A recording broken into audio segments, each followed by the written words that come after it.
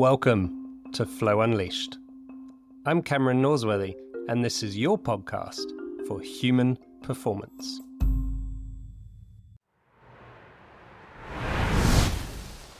Welcome back.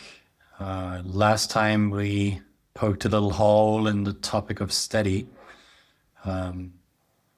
which I felt we didn't get to explore enough. So here goes the second part of that.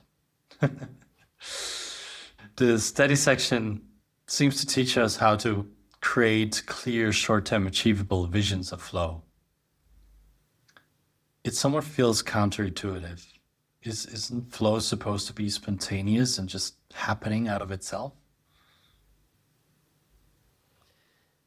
Yeah, it can feel a bit paradoxical, and I guess similar to, allowing creativity or play to occur. There's a discipline or a structure underneath it that allows us to feel safe to play with novelty, to feel safe to express ourselves, to feel safe to trust our intuition. And if that's in a Montessori school setting, there's a discipline structure that allows the child to learn experientially without that fear of failure and so forth. And so often in different contexts, there are a bit of planning or structure that then allows us to kind of go unstructured, if you like. And certainly with these visions of flow, they provide the brain with the belief that it's possible.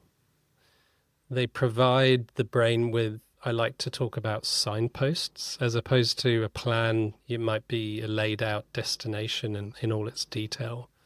These are visions as opposed to plans. So they're a signpost, as in we're heading this way. What might happen on that road, we need to adapt to and be spontaneous with, but we've got a clear direction in which we're heading, as opposed to a flag at the end, the destination that we need to get to. And I think that analogy is quite helpful for people to distinguish between a sort of a plan-driven outcome approach to rather a more experiential process signpost approach. Why is short-term so specific? Why did you mention it has to be short-term? It creates confidence and certainty and reduces ambiguity. A lot of research has gone into this idea of immediate and unambiguous feedback. Allows us to stay in that optimal place of challenge or optimal place of complexity. And as soon as something becomes too distant, too long, it either feels overwhelming, unachievable, or just too unrelated, too distant. So certainly with things such as building a business where we're looking at years, we can certainly have a flow blueprint for that endpoint and create that end state. But then we might break it down and break it down further and break it down further, so that on our day-to-day, we're focused on those mini blueprints as opposed to the bigger, larger one. So it doesn't necessarily come at the consequence of, because if we're creating lots of small-term, realistic, achievable flows, STAFs that I call them, then they've got to be aligned with each other towards one end, right? And that comes from an original vision. What's a flow STAF? So short-term achievable flow. So I first came across short-term achievable goals called STAGs, which was helpful. And then over time, we've realized that it's more helpful to make sure that those goals are not goals, but visions and visions of flow. So short-term achievable flows. I have a feeling that today's society is a lot about metrics and specific measurable outcomes. So how do we either connect or keep them separate, and why? Yeah, really good question. And especially in the business setting and in the sporting setting, to a certain extent, there's this need to have KPIs, this need to have continuous performance metrics in order to understand whether we're heading in the right direction, and they're extremely important. And the way I would frame it is that they are important tools for feedback rather than a focus of our direction. So a really nice framework that I use and touch on in the book is this idea of we create a purpose, we create that heading, then end state, that vision of flow that we want to crystallize, that's purposeful. Then in a larger setting, as we're talking about now, we might break that down into performance KPIs or metrics or benchmarks that would be indicators that we're on the right track. And then we might break those down in order for those indicators to happen. What short-term achievable flows, what mini flow blueprints do we need to create in order to meet that allows us to keep on track? So from the subjective individual point of view, we just focus on the short-term achievable flows. But from a management perspective, we might want to also look at the KPIs and assess and help people foster the support and skills and strengths that they need in order to make those short-term achievable flows happen.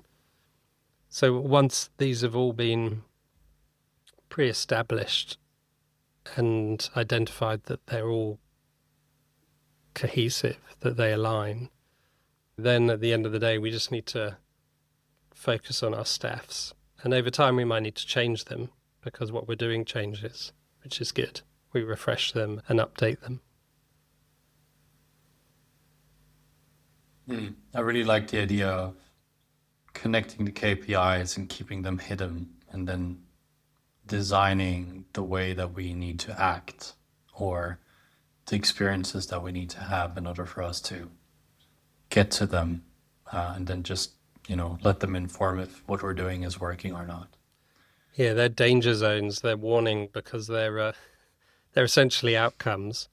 And if there's enough emphasis put on achieving those outcomes, we are likely to be in the red, affecting our performance, affecting our experience, and taking us further away from flow. So as I guess a sort of initial calibration, they're quite important to ensure that we've got a strategy and we're heading in the right place. But in terms of in the moment, as we're being, or as employees are working, the focus needs to be on that process, on those short-term achievable flows. And when you say achievable, is this about realistic expectations?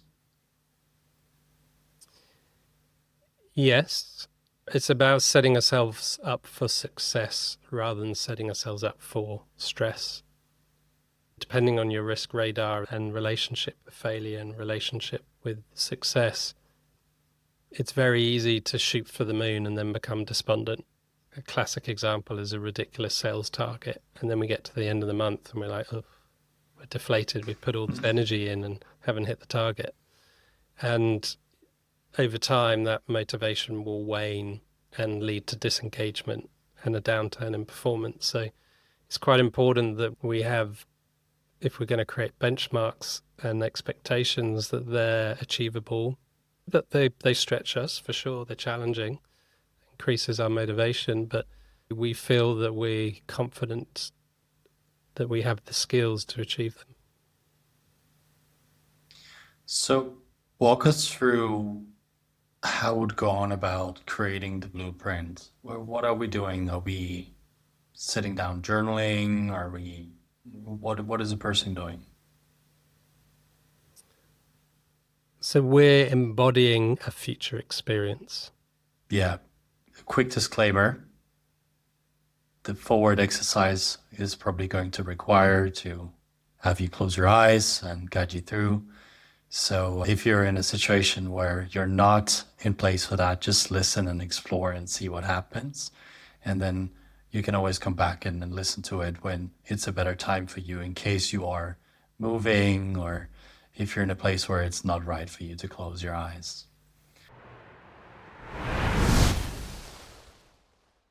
And feel free to come along the journey with me now, if you would like. But you can close your eyes and you can think of a future event that might happen. And we're just going to rewind that movie, if you like. And we're going to go to the night before that event. And as we go to sleep and closing our eyes, we imagine ourselves doing that event, performing in flow, moving effortlessly, absorbed in the moment,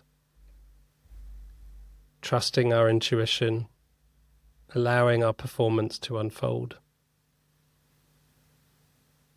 and feeling satisfied. We sleep, we wake up, and in the morning we remind ourselves of that vision, being in flow during that event. And we stay ready, we stay steady with your understanding of what that means. And we reach the event. And in reaching the event, we invite the challenge. We invite the complexity. And we allow a sense of trust to fill our consciousness, where we meet the moment.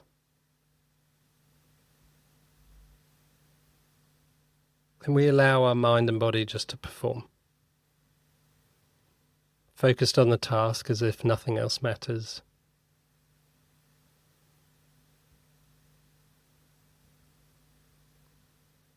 And in feeling that experience, seeing what you see, feeling what you feel, hearing what you hear, the senses of that experience take over your body.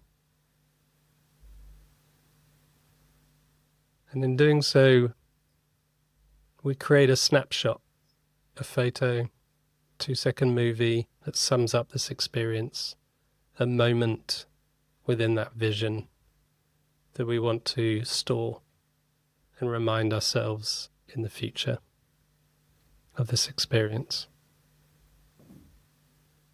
And we take that snapshot and we store it inside our bodies, somewhere safe, maybe in our chest, whatever feels right. Knowing that we can draw back on that snapshot whenever we feel like inserting that flow blueprint that we've created. And in opening your eyes now, what we've done there is we've gone to a future projection. We've created what neuroscientists would call an end state. So an experience, a state of that event. And we've made it a sensory experience, not just focused on thoughts or outcomes or behavior, but a lived, embodied experience. And that essentially acts as a blueprint for our mind to then embody for future. And if you were to now take that and insert that snapshot continuously, brainwashing yourself up until the event, the chances of you realizing that in action in the moment is going to be a lot higher than if you'd not done that. Well, thank you for that free session. That was nice. You've just given the whole audience a little snapshot of what it means to be coached by someone that works with high performers. That was very cool. Thanks for that. And I'm sure listeners might also feel, if they've engaged in this, they might have skipped it, who knows. But still, free session, come back to it. Yeah, absolutely. Enjoy it. Again and again and again and again and again. Make it your own. Repeat, just loop it. Yeah. Cameron, what does the research show about whether people who create clear visions access flow more consistently? Is this consensual theory, or is this your hypothesis at this point? Yeah, research on visualization's really interesting and growing all the time. What we know is that the clearer the vision, the more we look at it through our own eyes as opposed to a third person perspective, then the more powerful it becomes. The more it's multi-sensory. So the more we use senses or music or things that we can touch, hear, taste, feel, even if it's using our proprioception or inner balance or other uncommon senses to add to that picture, the more effective it is. My research is one of few that have looked at integrating flow into that vision. And I've found it very, very effective, obviously, anecdotally with clients myself, but from a academic, scientific perspective, my first study was back in 2004, I believe, or no, 2003.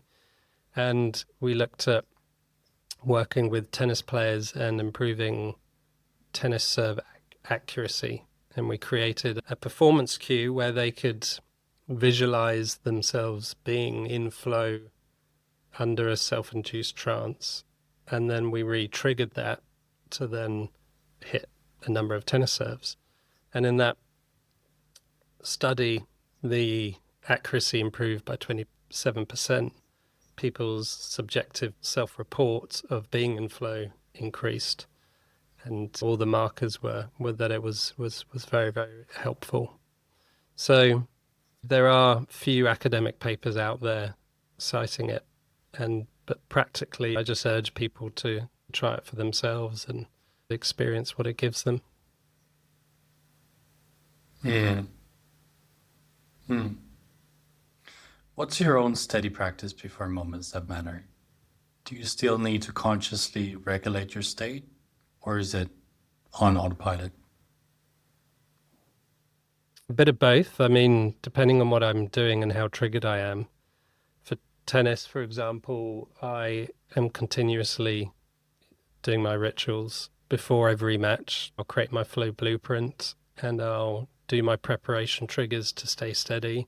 And before every return and before every serve, I'll do a few things that bring me to where I need to be, which some of them are outlined in the book. And before a keynote talk, I'll do my blueprint and I'll do these rituals. And I probably need to intervene less than I perhaps used to, because once I do use one of the intentional preparation cues, it's lasting, it's more powerful.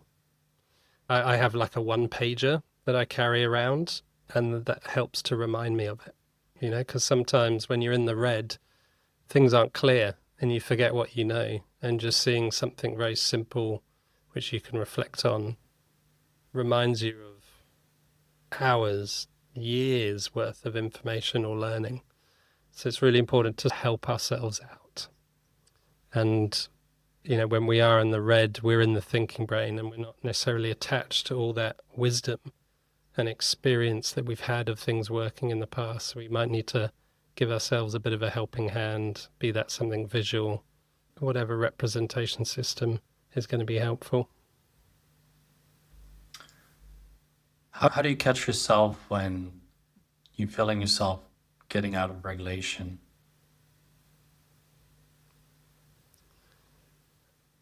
I'm quite aware of it because it feels, I like to imagine and feel that there's a sea of tension happening throughout my body. And this sea of tension holds my organs together, holds my muscles, my bones together, almost like an energetic matrix, if you like. And I can feel right now my right shoulder's a bit tight and my weight's more on my left foot. And I can feel where there's looseness and tension within that body. And when I'm in the red, there's tightness in multiple places. It's really highlighted in one area. So that's a big cue for me. And then obviously with being aware of the thoughts that I'm having, if I'm really focused on the outcome, if I'm becoming really rigid in my thinking, it has to be this way. Those are all very clear cues that I'm sort of locked into the red. Hmm.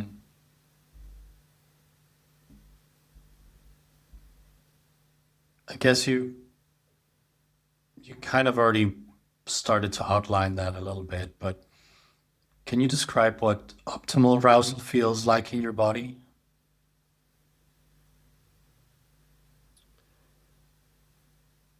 It feels like we're slightly unearthed, but up for it, as if there's the prospect potential of success. There's this opportunity in front of us. And the mere fact that it's not a guaranteed determination allows us to be slightly unearthed, allows there to be a bit of novelty, a bit of complexity, a bit of uncertainty. But it's a good kind of stress there. It's a good arousal there, one that makes us excited, one that makes us move towards it as opposed to move away from it, retreat, and protect. So that's how it feels for me. And I guess that threshold of how it feels physiologically has changed over the years. Initially, if I just got butterflies in my stomach, initially that would be a bad thing, and I'd perceive that as bad, and now I'm like, can't wait to have them. And I encourage them and want more of them. And even now I can get to a stage where I'm highly aroused and my legs might be a bit shaky and ordinarily that would have been a really bad sign. My heart's pumping and I'm sweating, and like if I'm going on stage for a big keynote. But now I see that as great. I see that as, this is juice. This is going to help me perform here.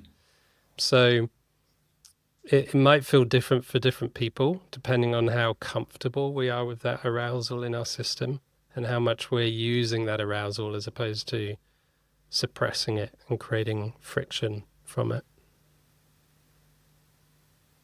Very interesting. So you mentioned butterflies.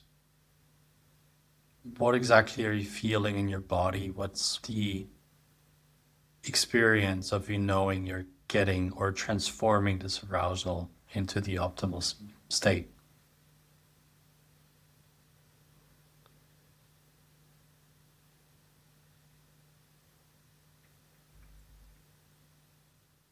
I don't think there's a clear line there. And I feel Mm. like it might be different for each individual and how they feel things in their body.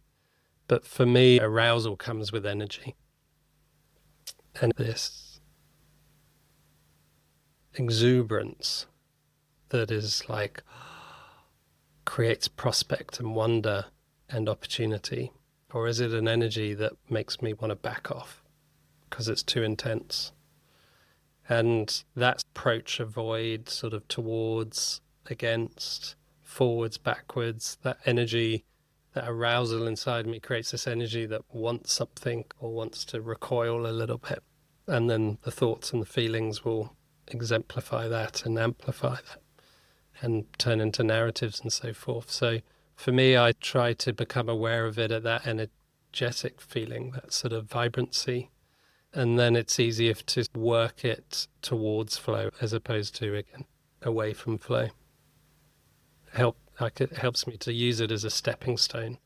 And I can use my flow mindset and training to go, this is great. This is precisely the injection of neurochemicals I need to be hyper-focused, hyper-present, and have all my resources towards one end.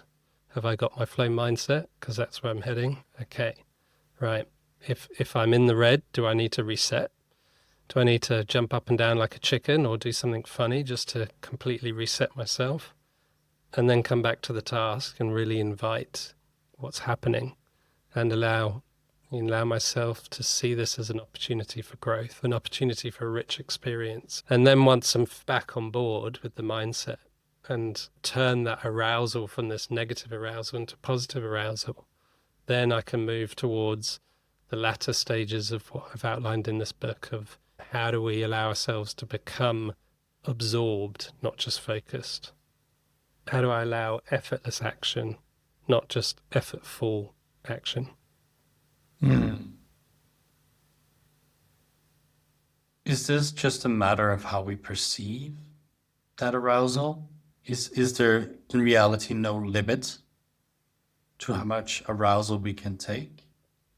Or are we now moving into gray area again? I'm not quite sure there yet. So research would suggest that there is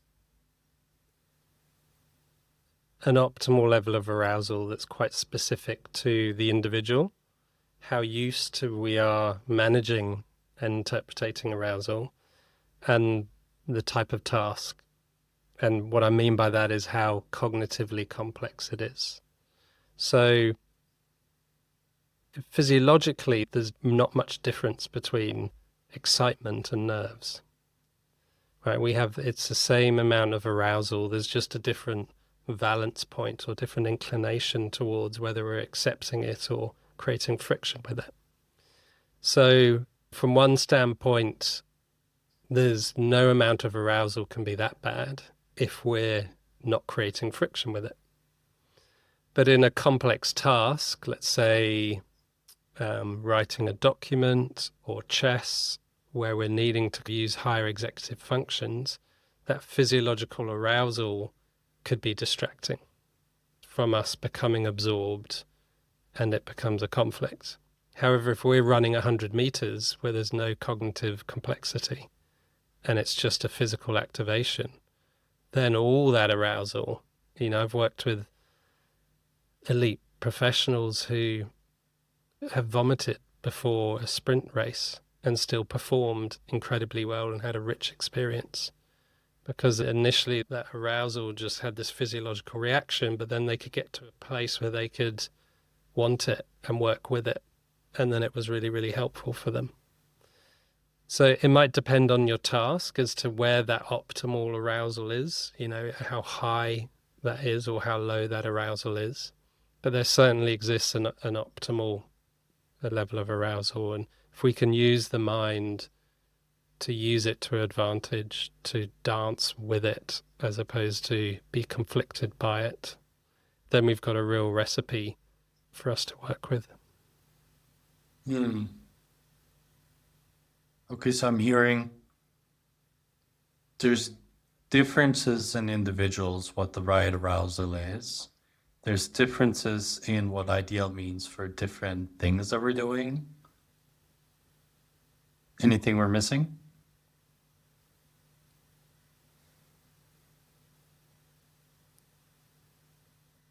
The task complexity from a cognitive level, and then our exposure, or ability to physiologically handle that arousal.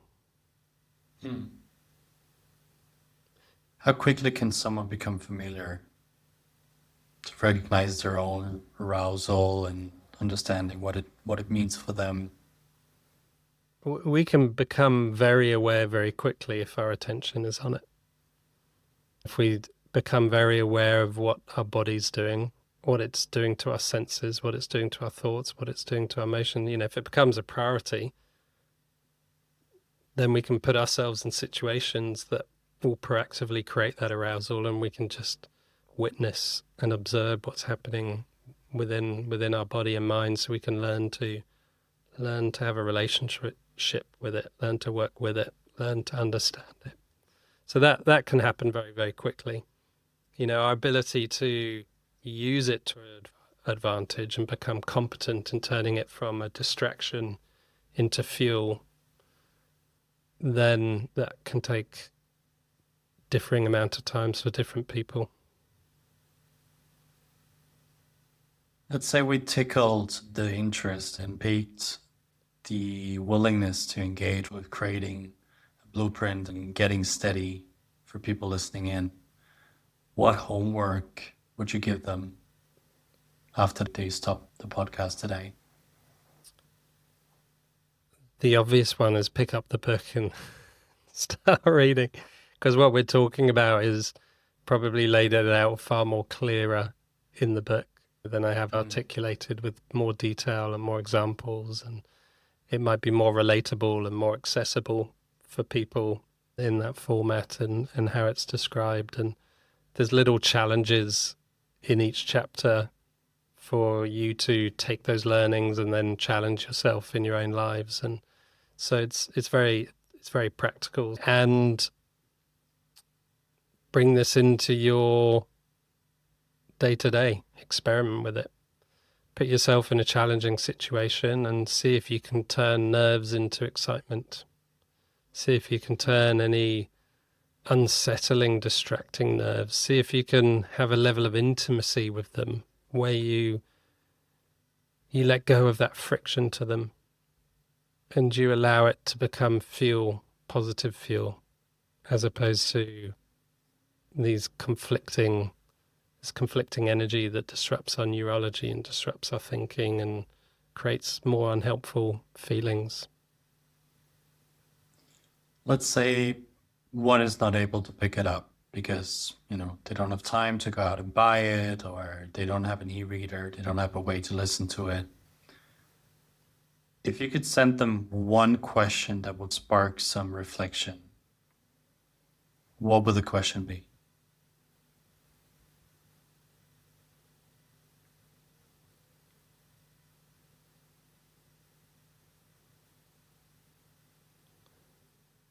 If your intention truly is to find flow, how could you use this momentary arousal to your advantage? Knowing that flow is about internal harmony, how can you harmonize with that arousal to help you become absorbed? I was afraid that was two questions, but they're connected. Couldn't resist, could you? Well, on that note, thank you for listening and happy reflecting.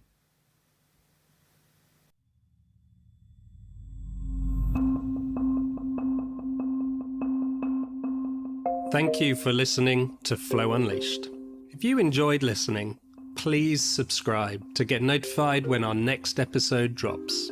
The more people that subscribe, the better I can make the show for you. Equally, please leave a review. Your review will go a long way to helping others find this pod. Until the next time, thank you for listening to Flow Unleashed.